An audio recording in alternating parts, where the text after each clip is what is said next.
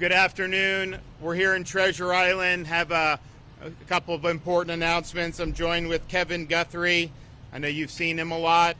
Jared Perdue, Department of Transportation. General John Haas, our National Guard. We've got local officials, Commissioner Peters, Mayors Rector and Payne, and then we have Senators DeSantis and Hooper, and then Representative Jocks and Linda Cheney. I want to make sure people know. So, obviously the storm came in on the West Coast, really disabled the port in Manatee and interrupted in Tampa. So we have done a number of these fuel sites. People actually get free gas. Imagine that. So you can go in. So we've got 9 in the greater area, including like Sarasota, Bradenton area.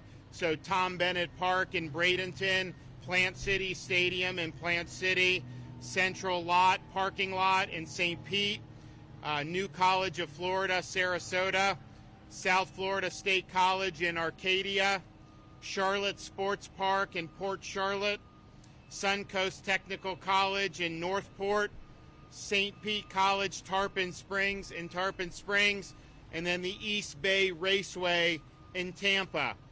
So you can go to the floridadisaster.org/updates, and it'll have all of that on there, and you can see the hours. I mean, some of them are 7 to 7, some are 10 to 7 today. Obviously, at this point, they're all open, but you'll be able to see that, and those will remain open. Even though they're bringing in massive amounts of fuel now, those sites will be open, and again, it's free.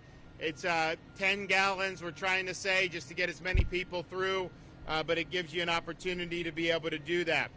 As I mentioned, Port of Tampa is bringing in a lot of fuel. They're not at 100% yet, operations, but they're doing a lot. We were anticipating Manatee was going to be out for a long time. Kevin and Jared, and we just really wanted to collaborate to get fuel coming in. So I'm happy to report that even though there's been significant damage, we've worked with the port, the tenants and operators to get things moving. And so you are seeing fuel now come in and be unloaded in Manatee at the port there. And a lot of people didn't think that was going to be possible this soon. So we appreciate collaboration and getting the job done.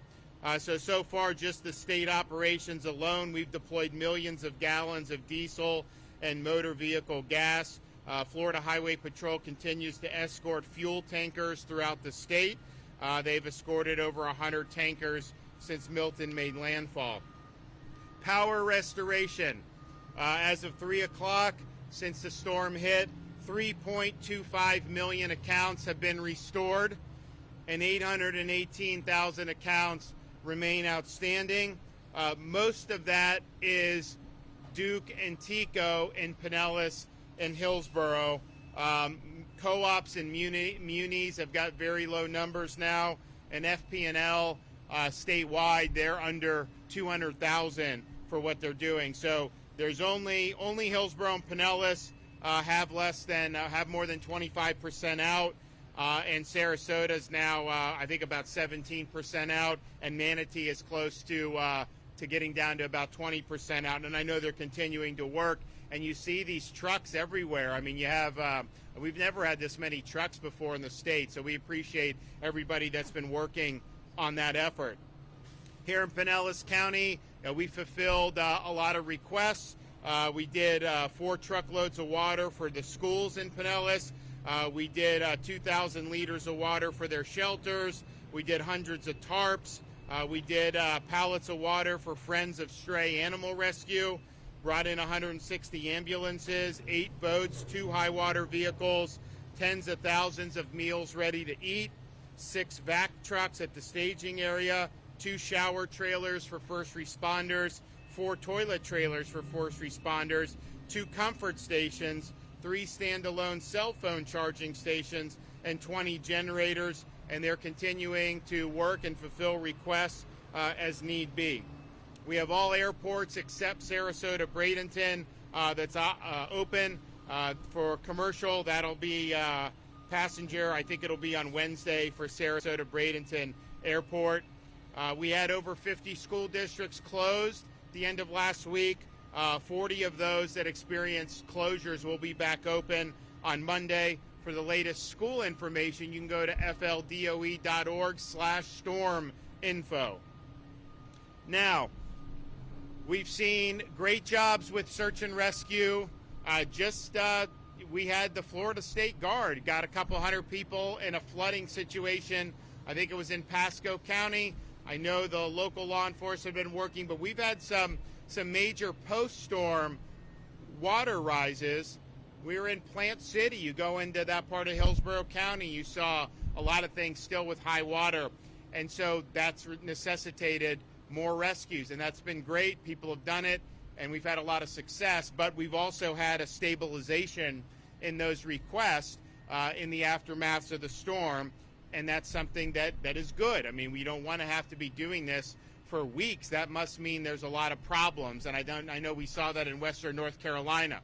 So it's a good thing that that's stabilized. We got the local folks. They've got a lot going on, but we also have a lot of ability in the state to continue to make an impact even beyond the search and rescue mission. So you saw coming in out here on Treasure Island, the thing you notice more than anything is not that necessarily lines are down or that buildings are destroyed. There obviously has been damage, but you just see so much debris.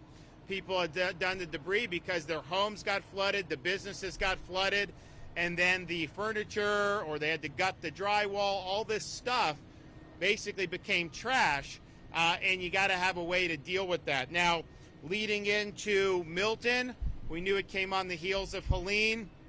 We didn't know if this debris would be a hazard. We thought it might be. It turned out probably wasn't necessarily as much of a hazard here because the storm's strongest winds were further south, but we put a lot of emphasis on let's supercharge debris efforts to get it out of here in advance of Milton. So we had 24/7 operations. We took a lot of our trucks from the state that does things. I mean, you know, these guys help build your roads. I mean, we've got a lot of jobs we're doing normally, but we paused that and then surged, and it was about a 72-hour. And I think just in Pinellas County, they did 40,000 plus cubic yards of debris for just this small mission. So that's really impactful and it's important. And I was glad to hear that, but there's still a lot of debris outstanding. And so we want to make sure that we get this debris done. Traditionally on these storms, the debris takes like a year, sometimes more than that, sometimes 9 months, but it just takes a long time. And a lot of it is paperwork. People are worried. A city's going to be worried about getting reimbursed for the cost. They hire contractors. FEMA has different requirements. You only get 75% normally with disasters. So then the locals got to come up with 12.5, and usually the state will take 12.5. But it just makes it things slow. So we want to figure out. We have been approved by the president for 100% debris removal reimbursements for 90 days. So we should take advantage of that. That makes it really, really positive to be able to do. But if you wait, if it takes a year, then you're not going to get the bang for the buck. So we want to step up and help out in this effort on the state. Even though it's usually done by cities and counties, we feel that we do have some resources that are not necessarily being used right now, given the stabilization of the rescue mission. And we want to be able to bring it to bear to help our communities. So today I'm directing over 2,800 personnel from the Florida Department of Transportation, the Florida State Guard, the Florida National Guard, the Florida Highway Patrol, and urban search and rescue teams to continue work around the state on debris removal. We've committed 442 pieces of heavy equipment, 655 FDOT crew members, 4 debris pickup missions throughout the impacted area already. Obviously, we're focusing very heavily on Pinellas County, Manatee, and Sarasota, particularly on those barrier islands, but not limited to that. I mean, there's debris beyond that. In the 48 hours after Milton's landfall, FDOT picked up another 4,000 cubic yards of debris on state roads, and we're continuing to make sure those missions are complete. But we want to utilize the resources we have to get this debris done and help our local communities as much as possible. So I've directed Florida Department of Transportation to fulfill debris removal missions submitted by fiscally constrained counties within the impact area as well. We don't have as many of those because Pasco, Pinellas, Hillsborough, Manatee, Sarasota are not fiscally constrained counties, but some of the ones interior and some of the ones in North Florida we know could qualify for that. So I don't want local communities facing these massive bills to think that somehow the job's not going to get done. It is going to get done. Now, Kevin Guthrie is going to talk about us working with FEMA to be able to utilize and leverage this money for cleanup. But he, under his authority as the managing official for this disaster, or both of these disasters, is lifting red tape. Florida Department of Emergency Management is conducting direct permitting on new debris management sites. So get that done very quickly.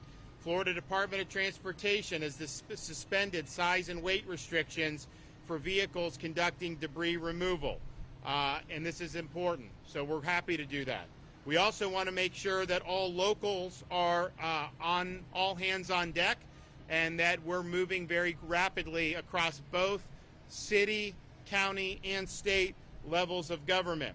So we are going to require that local entities identify county, city, and special district properties for additional expedited debris management sites. You can get that permitted very quickly. We want to make sure people have sites to be able to bring the debris. The debris's got to be 24/7 over this 90-day period. That's the way you get the job done, to make sure you're doing it. We also want the division and local entities to engage to file expedited project worksheets. This is bureaucratic speak, but basically what it means is you can get the money soon instead of having to front it and then fight for a year or year and a half to get the money back. So we got to utilize this so that these contractors are lined up and that they're doing the work. And so Kevin will work with them to be able to do. We are also going to create a reporting of debris, the number of cubic yards hauled and disposed of each day. So our municipalities, our counties are going to have to participate in this. The state assets will be posting that. But what we want to do is post the daily debris removal figures on a new state portal that'll be accessible to the public so that the public is able to track the progress that's being made. So this will be a State of Florida Debris Transparency Portal. It will list each locality responsible for debris cleanup and the amount of debris they get picked up each day. And we just want to make sure that there's full transparency and that we're utilizing this great opportunity to get this 90 days of reimbursement by FEMA. Within hours after Hurricane Milton's landfall, our Activate Hope was mobilized to support individuals and families impacted by Hurricane Helene and Hurricane Milton. Hope, Florida's disaster arm, Activate Hope is a program designed to help people find help following a disaster like a hurricane. You know, we have people, particularly elderly, they got debris, and when they find out they can call, people will go and help. And they're already seeing that happen. It's really good.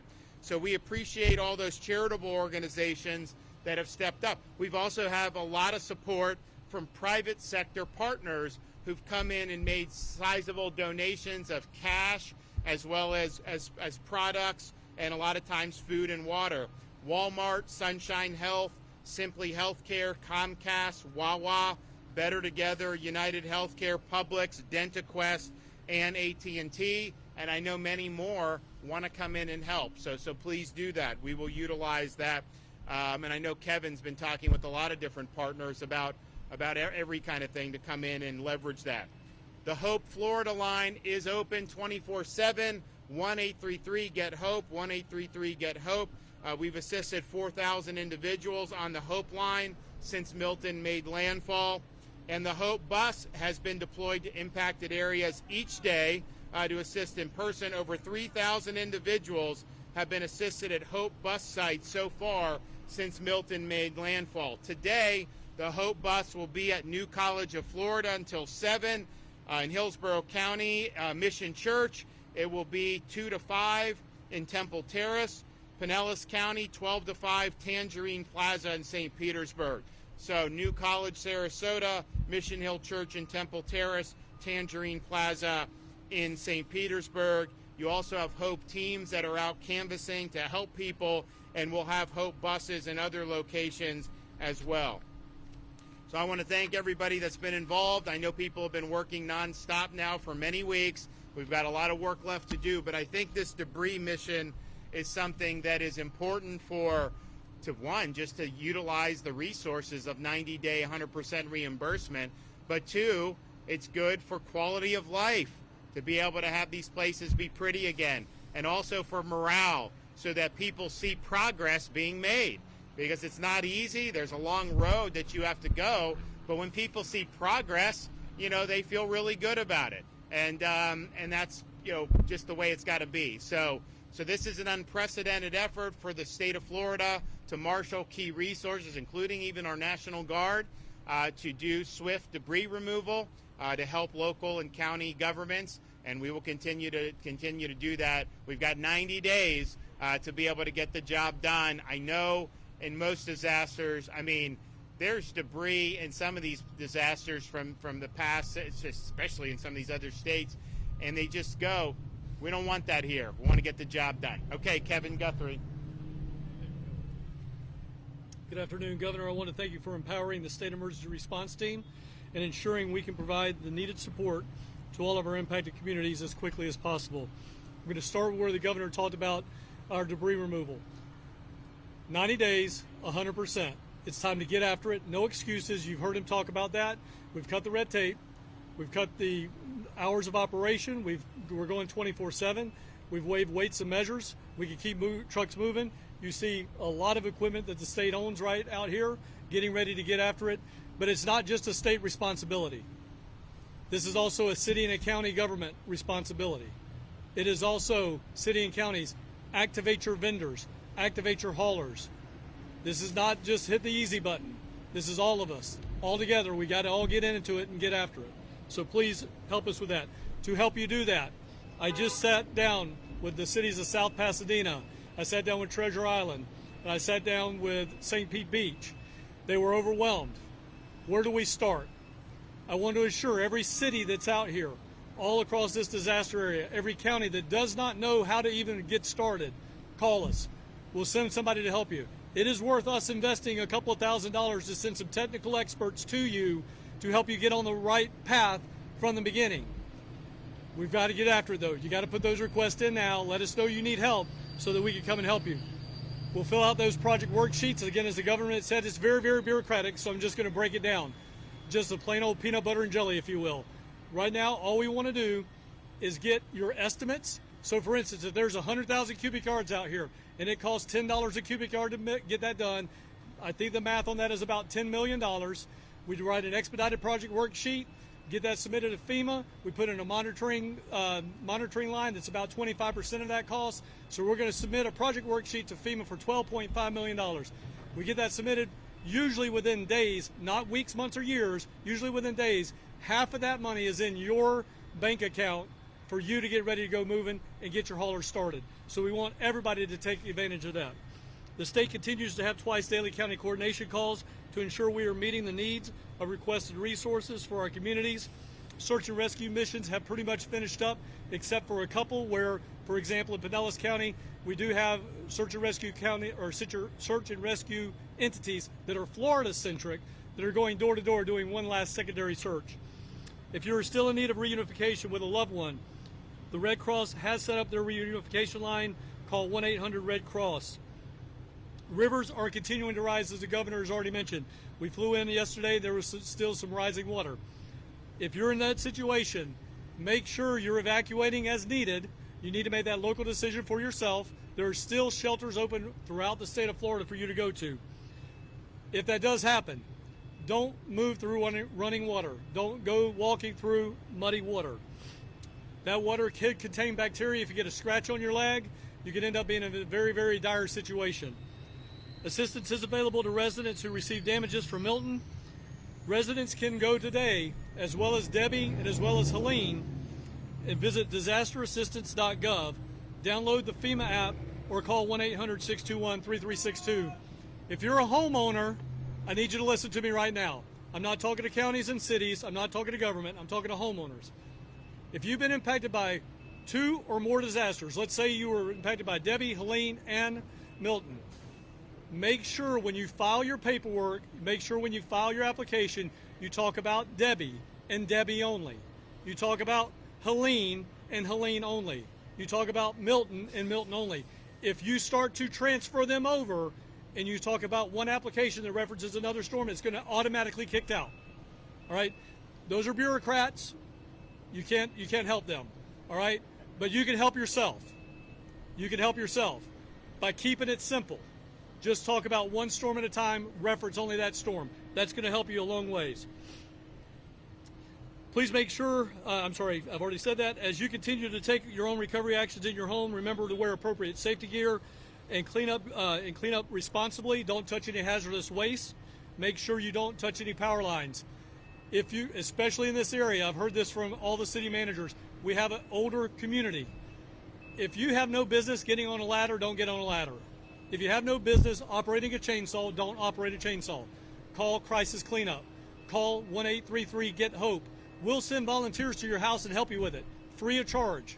Somebody comes to your house and they want money, they want cash money, tell them to go pack sand and leave, all right? Time to leave. Nobody should be doing that. Do not pay anybody anything. If you require, before you hire anyone, make sure you check their license, myfloridalicense.com, myfloridalicense.com. If you find somebody who's representing themselves as a licensed business and they don't have a license, make sure you call the Department of Business Professional Regulation or the Attorney General to report that individual. Last but not least, if you're operating a generator, because I know many of you will not get power back until maybe Tuesday, Wednesday, or Thursday, make sure you keep that generator 20 feet away from any open door of your home. Do not put it in your garage 20 feet out into the driveway outside your garage. Make sure that when you run out of gas, you let it cool down for 20 minutes. And then if you have invest $20 and go get you a carbon monoxide alarm and put it in your house. That could save your life. Governor, as always, I appreciate your leadership. You can be sure to get the latest updates from us at FLSERT on X and Instagram and at FDEM on Facebook. Again, thank you, Governor. All right, thank you, Governor, and good afternoon. Really proud of FDOT and their commitment to serving our communities. The men and women at FDOT are committed to getting all of you back to normal as quickly as possible. We were honored to serve on the governor's debris mission leading up to Hurricane Milton. Many of those men and women worked right up until the very last second, went home, prepared their homes for the storm, and then came right back to work to do cut and toss, road clearing, emergency repairs, and signal restoration. I'm really proud of what the team has accomplished so far. We have already cleared, with cut and toss teams, 100% of our state roads. That's over 12,000 miles in 24 hours. Our bridge inspectors have completed inspections on all local and state-owned bridges, over 2,400 bridges. We've been working very closely with our partners at Port Tampa Bay and Port Manatee to get their fuel operations back online as soon as possible. Port Tampa Bay has restored power, is actively receiving fuel vessels, and most of their fuel terminals are full throttle, moving trucks as we speak. As you heard from the governor, we also worked with Seaport Manatee. We thought they were going to be closed down because of all the damage for a long time. We were able to get that fuel terminal back up and running as well, and they have been moving trucks out of there. So really excited about that. We should, from Port Tampa Bay, they're anticipating moving over 2,000 trucks in a 24-hour period. So they're going full throttle. With cut and toss done, with signal restoration done, we've deployed over 400 generators to traffic signals to get those up and running so that people can move around while power continues to be restored. So we're shifting our focus back to debris. The governor has once again called on us and all state agencies and all of our resources to get the debris removed as quickly as possible. That's exactly what we're going to do. We're committed to that mission. And so over 2,800 personnel from FDOT, the Florida State Guard, the Florida National Guard, the Highway Patrol, and Urban Search and Rescue teams have been deployed. We will be picking up debris on state roads 24/7 around the clock. You heard the governor. He means it. We're going to do it, and we're going to get this debris removed, and we're going to remove as much as we possibly can over the next 90 days while that 100% reimbursement is available. Also, thanks to the governor's leadership, you all know we were able to help fellow Americans as part of Operation Blue Ridge. We brought all those resources home to respond to Milton. Now, some of those states have turned around and offered to help us. Americans helping fellow Americans. Appreciate the governor's leadership in that. Alabama DOT, Tennessee DOT, and Louisiana DOT have both offered to help us on the governor's debris mission. We're very excited to receive them and embrace that spirit of camaraderie. Also, we will be working to pick up this debris, and we will be assisting the debris in the fiscally constrained counties, as you heard from the governor. This is something we've done in the last few storm seasons. We don't want those fiscally constrained counties and those communities to struggle and worry about getting reimbursement, and so we're going to continue to help with that. I would like to conclude by reminding you that if you need traffic information, fl511.com is the best place to get it. It's accurate. We update it live. Again, Governor, thank you for your leadership, and we're committed to getting the job done. Okay, so we've got a mission here on this debris. We've got 90 days of 100% reimbursement, and as Kevin Guthrie said, any of these cities, towns, even the counties, if you guys need help on this, that in terms of the paperwork, look, it's a pain. But our guys, we've got people that do this for a living, basically, and they can walk you through. You're going to be able to get a lot of money up front, and we're going to be able to, I think, make a big difference in the recoveries here. And it's these are the type of things that can just languish. Sometimes they do, and in other disasters that has happened certainly around the country. But this is our time to get the job done. So we want to be helpful. I think the effort that we're putting in to supplement this is unprecedented. I think it's going to make a difference, and we're happy to do it. Okay, do we have any questions? Hi, first of all, we're so grateful to have you. I have a lot of people that are asking about the mining in Florida. Obviously, that has people from there and from their homes. Is it at all possible to start that program up so that we can abandon the mining? Well, I think it's not a question. I think it was so popular that what the legislature provided has been done. But I would be willing to bet that you will see that be replenished by the legislature. So they probably wouldn't do it before November, but I think after November, we're already going to have them do stuff on these condos and stuff anyways. And I know that was part of the discussion, so I'd anticipate you'd see support. I would certainly support that.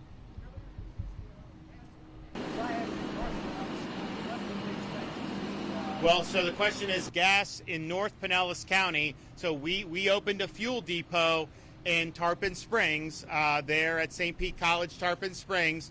So you go, it's free. So if people want to go, is that open till 7 tonight?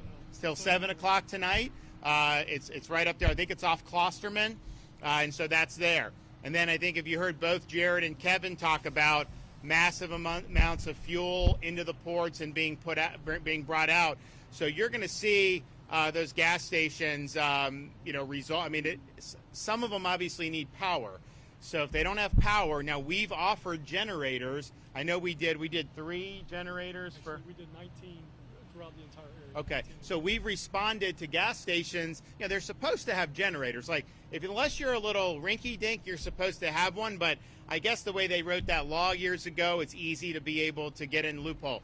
So a lot of them aren't using generators. We've done 19, so they're running. Some of these others, if they don't have a generator, we're willing to help. But then if they don't have power yet, even if they have gas there, you're not going to be able to pump the gas. So either way, we want to be helpful. But if you are in North Pinellas, we do have that Tarpon Springs location. We've got one in southern St. Pete, and then one in Tarpon. So kind of the two extremes of Pinellas County, each have a fuel depot. Okay, let's get the job done, guys. We can do it. Make Florida beautiful again. Thanks.